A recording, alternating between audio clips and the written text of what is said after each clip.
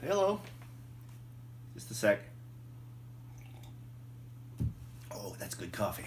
Hi, my name is Jerry Van Schaik, and I'm here today to share my opinion, my thoughts on why I think Howard Schultz should go ahead and run for President of the United States.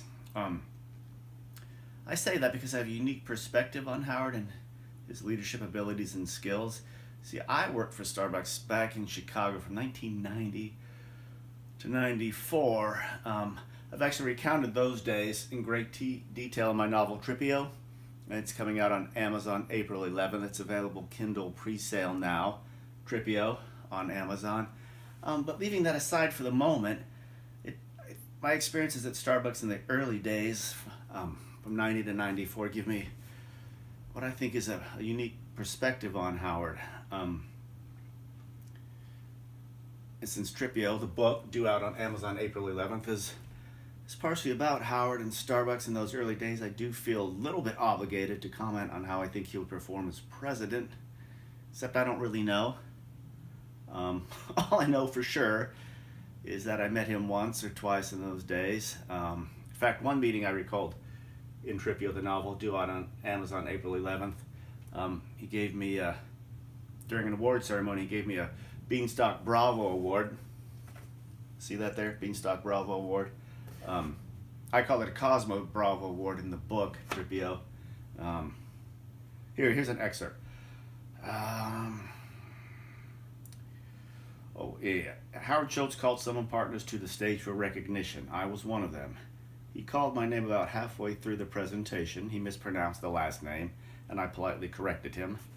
And then he handed me a Cosmo Bravo Award and shook my hand.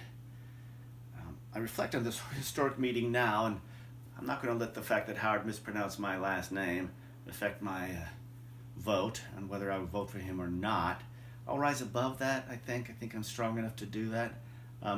But I only say that half kiddingly because I suspect there is some truth to the fact that Howard running for president is going to help my book Tripio, a historical fiction novel, which is due out on Amazon on April 11th of this year. It's available pre-sale on Kindle now if you want to get a head start.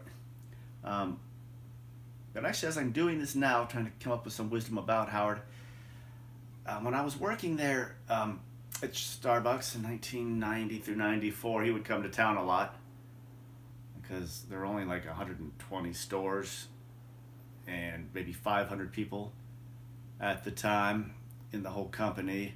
So he'd bop into town. And there was another Howard Behar, who gave me a blurb from my novel Tripio, due out on Amazon April 11th. He would come to town too, so there are two Howards. And when Howard Behar came to town, no offense, thanks for the blurb, it wasn't as exciting, but when Howard Schultz would come to town, people would just say, oh, Howard's coming to town. And you knew it was Howard Schultz, not Howard Behar. Again, no offense. But it was cool. I mean, there was no fear, and it was just like anticipation. It was Howard. He would energize the place, and I mean, nobody was afraid of him, and he seemed like he was a good leader. He had his act together, obviously, because in those days nobody even knew who Starbucks was, and now it's a global entity. So I don't know if that means anything to anybody wanting to vote for him for president. I just thought I'd give in my 2 cents for actually having met the guy. I'm not going to say I know him intimately or anything, but probably know him a little bit better than the guy who heckled him at Barnes & Noble, called him a billionaire a-hole.